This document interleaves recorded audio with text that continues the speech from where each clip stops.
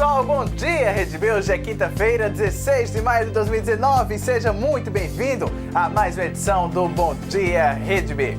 E começando com imagens de João Pessoa, cidade maravilhosa, cidade onde o sol nasce primeiro, é a capital paraibana, João Pessoa. Bom dia, João Pessoa!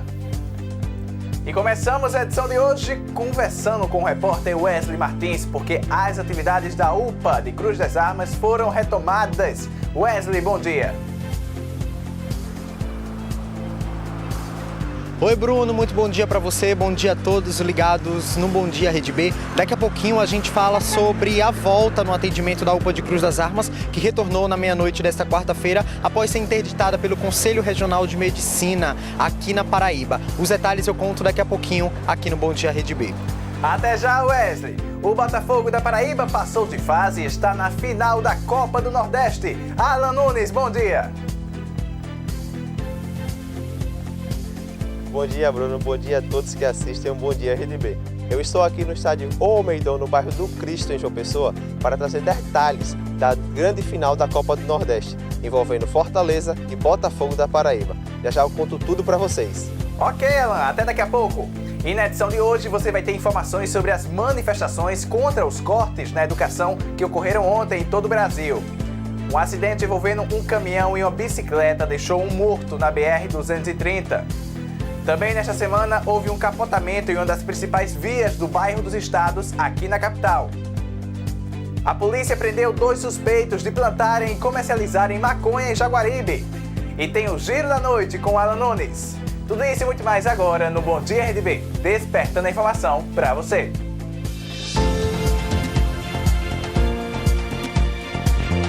Está no ar o Bom Dia Rede B, com Bruno Ataíde.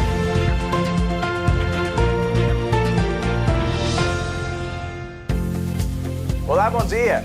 A quarta-feira foi marcada com protestos em todo o Brasil contra o corte de verba das universidades federais. Aqui na Paraíba, a manifestação aconteceu em frente ao Liceu Paraibano. Wesley Martins. A manhã da quarta-feira foi de protestos na capital paraibana. Estudantes e representantes da educação em João Pessoa participaram da greve nacional. Os manifestantes contra os cortes na educação se concentraram em frente ao Liceu Paraibano.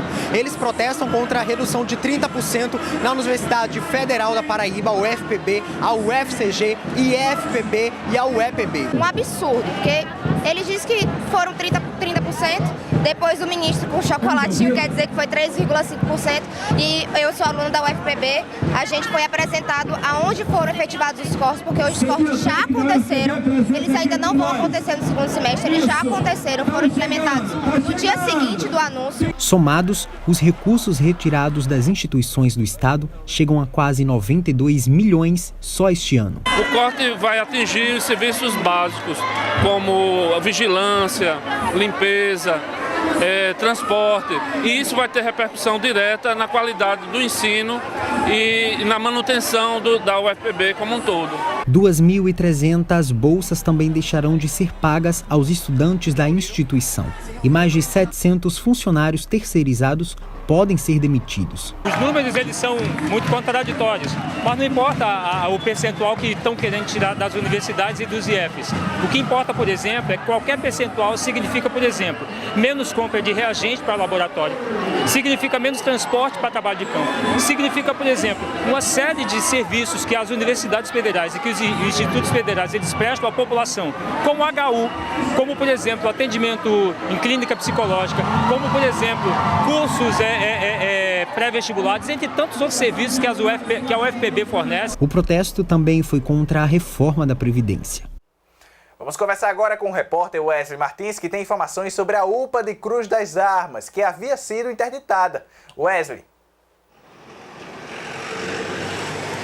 Isso mesmo, Bruno, o atendimento voltou ao normal à meia-noite desta quarta-feira, após aqui a unidade de pronto atendimento de Cruz das Armas, a UPA, ser interditada pelo Conselho Regional de Medicina da Paraíba, o CRM. O motivo disso foi a falta de segurança aí para os profissionais da saúde. Inclusive, muitas denúncias foram feitas, após uma fiscalização, inclusive, identificar a falta de segurança aqui para os profissionais. Com a liberação, os médicos aí estão autorizados aptos a voltar ao trabalho, tá? Conforme o CRM, a Prefeitura de João Pessoa garantiu que o guarda municipal é responsável aí pela institucionalidade, aí é institucional e legalmente pela segurança e integridade fiscal aí dos profissionais. Ou seja, agora a segurança está normalizada aqui no local e também o atendimento funcionando normalmente. Eu volto com você. Muito obrigado, Wesley, pelas informações e até semana que vem. E olha só, pessoal, no domingo um homem morreu após ser atropelado por um caminhão na BR-230 aqui na capital. Vicente Josias da Silva, de 52 anos, estava de bicicleta no acostamento quando se desequilibrou e colidiu na lateral do caminhão. Ele foi arrastado pelo veículo, então parou embaixo do pneu. O acidente aconteceu por volta das 9h50 da noite e as duas faixas da BR foram interditadas durante o atendimento. E ainda falando de trânsito, na última segunda-feira um carro capotou em uma das principais vias do bairro dos Estados aqui na capital. De acordo com pessoas que estavam no local, um veículo teria desobedecido a sinalização e acabou colidindo com outro, causando então o capotamento. Em cada veículo havia 2 pessoas e todas usavam cinto de segurança. Ninguém ficou ferido. Vamos agora saber o que foi destaque nesta madrugada com o repórter Alan Nunes, no Giro da Noite.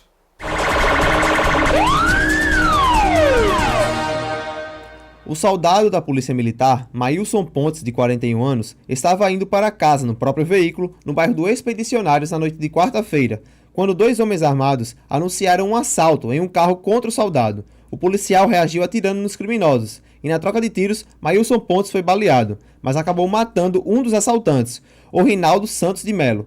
O outro suspeito não foi identificado, e o policial foi encaminhado ao Hospital de Emergência e Trauma da capital. Eu estava na rua no momento, copiei ele modulando, pedindo ajuda e de imediato viaturas da CEATU e do BPTran, elas deslocaram aqui, prestaram o socorro. Ele narrou que foi uma tentativa de assalto, revidou a injusta agressão, chegou a atingir algum dos indivíduos, ele narra ter sido 2. O importante é que ele está sem risco nenhum, já foi submetido à intervenção, foi removido o projetil, né? E infelizmente tivemos essa baixa de um indivíduo, mas assim, o que importa hoje é que ele está bem. Quem anda pelas ruas do bairro dos Expedicionários à noite reclama da falta de segurança e de iluminação pública. Este poste, por exemplo, está localizado em cima do carro do policial militar, que foi baleado numa tentativa de assalto hoje à noite aqui nesta rua. Os moradores ainda reclamam que os assaltos são recorrentes e têm medo de andar na rua por conta dos criminosos. Sempre nós temos aqui, semanalmente, algo em torno de 3 a 4 casos. Esse aqui, o de hoje, foi realmente sui generis porque houve um tiroteio e esse cidadão, na tentativa, segundo informações, de assaltar um policial, se deu mal.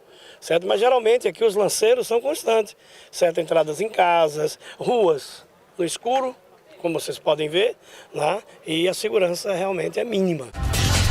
Um acidente com 2 óbitos aconteceu na madrugada desta quinta-feira, aqui no cruzamento da Avenida Ranieri Mazzilli com a rua Danilo da Penha Paiva, no bairro do Cristo Redentor. Os óbitos aconteceram com um condutor de motocicleta e a passageira, que estavam cruzando a avenida, quando a caminhonete F4000 acertou em cheio tanto o motorista quanto a garupa. O motorista morreu na hora, com um trauma na cabeça, e a garupa ainda foi atendida pelo médico do SAMU, mas morreu logo em seguida de traumatismo craniano. Infelizmente, os 2 pacientes, quando chegaram já estava em óbito, né? E a segunda paciente ainda estava gaspeando, já inconsciente, né? A gente fez o protocolo, tentou fazer de tudo, mas infelizmente foram lesões muito graves. Teve escalpelamento e fratura com desenvolvimento da perna direita. O senhor passou que tinha 2 vítimas de moto, um caminhão provavelmente teria atropelado. A gente veio até o local e, segundo alguns populares que visualizaram, o caminhão vinha nesse sentido aqui do sinal e a moto provavelmente avançou o sinal vermelho, segundo as informações até agora aqui no local. Então, quando cruzou o sinal vermelho, houve a colisão do caminhão. Alan Nunes para o Bom Dia Rede B.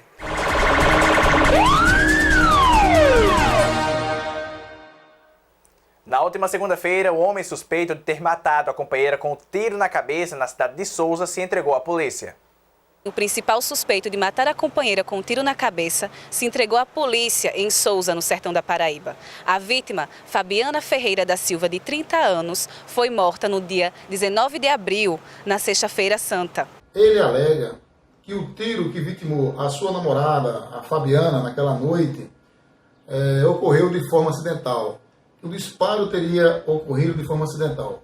Segundo ele, houve um desentendimento entre os dois, né, após a bebedeira, uma longa bebedeira.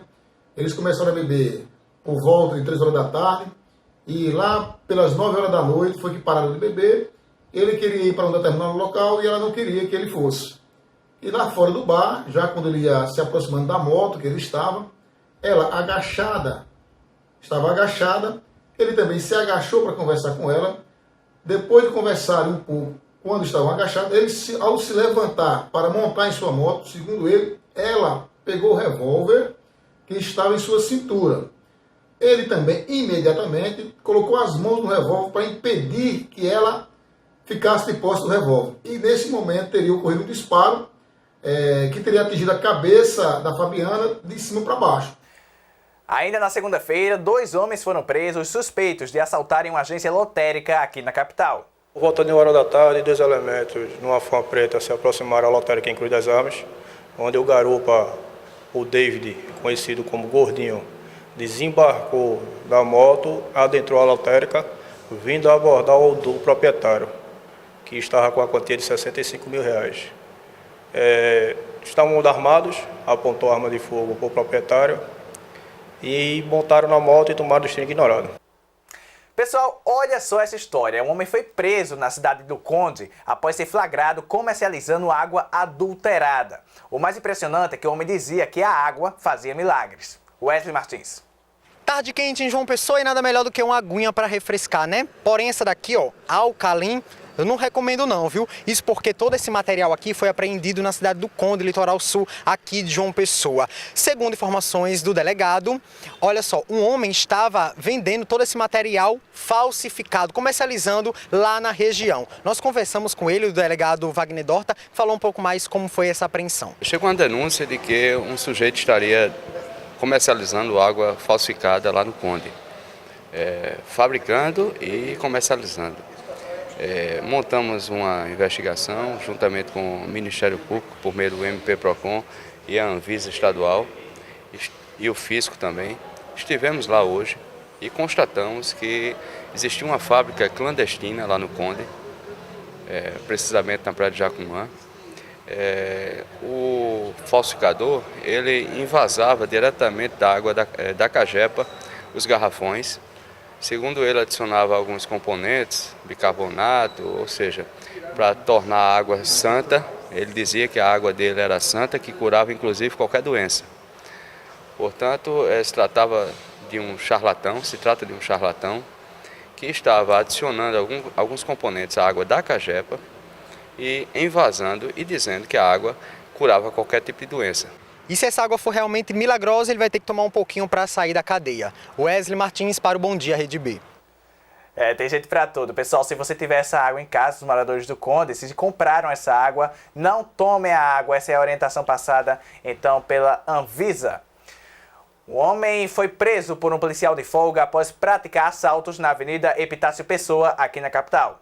No início da tarde dessa quarta-feira, na Avenida Presidente Epitácio Pessoa, um policial que estava de folga viu 2 jovens aí com atitudes suspeitas. Pois bem, eles estavam praticando um assalto em uma das lojas ali na avenida, quando o policial, na verdade o sargento Portugal, que está aqui comigo, acabou realizando essa apreensão aí dos jovens. Sargento, conta pra gente que loja foi, como foi que o senhor percebeu essa movimentação estranha? Na realidade eu vinha no trânsito, eu não sei exatamente qual era a loja, mas sei que eles já vinham fazendo um assalto, não só a loja, mas também vinham fazendo assalto a um coletivo, a um ônibus. E eu parei no semáforo ali perto da empresa Embracon, do Shopping Moriá. O meu carro seria o 4º carro. Ele tentou abordar o primeiro carro, tentando fugir, o segundo carro. No terceiro carro, aí eu vi quando ele apontou a arma para os ocupantes do veículo e eu desci imediatamente do carro, mesmo desarmado, entrei em luta corporal com eles e em seguida já veio a viatura, conseguimos prender. A nossa equipe de reportagem também conversou com uma das vítimas que preferiu não se identificar. Ela nos contou e detalhou momentos de tensão que vivenciou na hora do assalto. Na verdade, eu tinha ido pegar minha esposa quando eu voltava ali nas mediações da Epitácio Pessoa. Então, os meliantes, eles vinham já sendo perseguidos pela polícia, eles haviam feito um roubo, um assalto a um ônibus, e vinha correndo, tentando fuga. No momento ele saiu abordando os carros que estavam na frente, não conseguiram entrar, o meu, a porta estava aberta, eles puxaram as portas, entraram, botaram o revólver apontando para a gente, ameaçando a gente e pedindo para a gente dar fuga a eles. E foi aí onde a polícia já cercou o carro, tudinho. Também teve outros policiais, como o sargento aqui, Portugal, aqui, que ele também deu toda a cobertura também. E ainda nas manchetes policiais, um homem suspeito de ter praticado crime de homicídio qualificado foi preso após um mandado de prisão no José Américo. Um homem identificado como Jordão Roseno de Lima, de 24 anos, foi preso na tarde desta quarta-feira aqui em João Pessoa, no bairro José Américo, acusado aí de homicídio qualificado. Aqui comigo o Dr. Can Roberto Rodrigues, que ele é delegado aqui da Central de Polícia. Delegado, como foi feita essa apreensão? O pessoal de inteligência do 5º Batalhão, diante de informações que colheram, localizaram o Jordão, foram até o local onde ele estava até trabalhando e lá confirmaram que enquanto mesmo tinha um mandato de prisão e trouxeram para cá para ser encaminhado ao presídio. Esse crime foi identificado, esse crime que ele participou, foi quando e onde foi? O crime aconteceu na cidade de Caiçara, foi o ano passado. E agora as investigações devem ter chegado até ele, né, como uma autoria, e a Justiça determinou a prisão e o recolhimento ao presídio. Depois daqui ele segue para a audiência de custódia? Vai para a audiência de custódia, sim. Como todos os presos, tem que ir para a audiência de custódia. E depois eu acredito que seja transferido para a comarca de Caiçara. Tá ok, delegado. Obrigado pelas suas informações. Wesley Martins para o Bom Dia Rede B. Ainda na quarta-feira, 2 homens foram presos, suspeitos de plantar e comercializar maconha. Na tarde desta quarta-feira, 2 homens foram presos num bairro de Jaguaribe, aqui na capital, com essa quantidade aqui e também com algumas plantações de maconha. Aqui comigo, o capitão Cauê, ele que estava à frente aí da guarnição. Capitão, como foi feito, então, esse mandato de prisão, como vocês chegaram até lá? Olha, nós recebemos a indicação da inteligência da Polícia Militar, que no bairro de Jaguaribe, ali, vamos dizer, nas imediações da Rosa de Saron, como um ponto de referência, estaria ocorrendo tráfico de drogas. E quando a gente chegou no local, se deparou com um dos acusados, inicialmente o Denis, de 21 anos de idade, que tinha tudo suspeita, foi encontrado certa quantidade de maconha com ele. Quando a gente entrou no local, se deparou com toda essa situação. Aproximadamente, a gente já está contabilizando, tem em torno de umas 40 plantas da maconha, maconha já pronta para venda aqui, ó. Essas munições de fuzil 762 e balança de precisão, dentre outros objetos. E ontem no Geisel, um homem morreu e outro ficou ferido após uma perseguição policial. As informações é que durante o dia de hoje, um Highlander azul com 2 indivíduos com características semelhantes aos que estão aqui, vinham cometendo alguns assaltos aqui na área do Geisel e Colinas do Sul. A viatura do sargento Ailson, ao se deparar com a moto com as mesmas características, com 2 indivíduos, pediu para que os mesmos parassem para poder fazer uma abordagem de rotina. Os 2 se evadiram, né, empreenderam fuga. Nessa fuga, a guarnição do sargento veio a buscar capturar os 2 indivíduos. Eles bateram na viatura, caíram aqui nesse local. Um indivíduo veio a óbito por conta da pancada ou da queda. E o piloto que estava na moto estava com uma arma, um 380, uma pistola 380, que já fizemos levantamento e consta como sendo uma pistola roubada. É quarta-feira movimentada, viu? Mas agora vamos mudar de assunto, falar sobre esporte e deixar o programa mais leve. O Botafogo da Paraíba passou de fase e está na final da Copa do Nordeste. Wesley Martins, bom dia para você. Pois é, Bruno. A Copa do Nordeste chegou à grande final. Botafogo da Paraíba e Fortaleza fazem esse confronto, que é marcado pela finalíssima da Copa do Nordeste do ano de 2019. O primeiro jogo acontece no estádio Castelão, em Fortaleza, no dia 23 de maio, às 21h30, ou 9h30 da noite. E o jogo da volta acontece aqui, no estádio O Almeidão, em João Pessoa, às 20h, ou 8 da noite. As equipes serão estreantes na finalíssima da Copa do Nordeste, porque nenhuma das duas possui nenhum título e nunca participaram da grande final. Elas se classificaram pelas semifinais, o Botafogo da Paraíba jogando contra a equipe do Náutico e o Fortaleza jogando contra a equipe do Santa Cruz de Pernambuco, ambos de Pernambuco. O confronto do Botafogo foi marcado aqui no Almeidão e o placar foi por 2-1. E o Fortaleza ganhou do Santa Cruz por 1-0. As equipes já estão se preparando para este grande momento, enquanto jogam os campeonatos brasileiros da Série A para o Fortaleza e da Série C para o Botafogo da Paraíba. A expectativa é de jogão, tanto lá em Fortaleza como aqui no estádio O Almeidão. Voltamos com você, Bruno, no estúdio. Obrigado, Alan, pelas informações e até semana que vem. O Bom Dia RDB de hoje vai ficando por aqui. Muito obrigado pela sua audiência. Você pode rever as reportagens exibidas no nosso site, o redebhd.com. Semana que vem, quinta-feira, 9 da manhã, estamos aqui novamente. Tchau, pessoal.